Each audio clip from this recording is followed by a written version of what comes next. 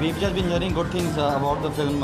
पिछले 3 दिन से जिन्होंने देखा है, संडे को पहला ट्रायल था, उसके बाद आज हम लोग ने ट्रायल किया, दिल्ली में भी एक ट्रायल था। तो अच्छी बात, मतलब मुझे तो यकीन है कि रंजीत तिवारी ने बहुत ही अच्छी फिल्म बनाई है। ये मिस्टर रवि किशन जिन्होंने बहुत कमाल का किरदार निभाया है इस फिल्म में। मैं इसमें मुख्यमंत्री बना हूँ, उत्तर प्रदेश का मुख्यमंत्री, और एक अलग विचारों का मुख्यमंत्री है।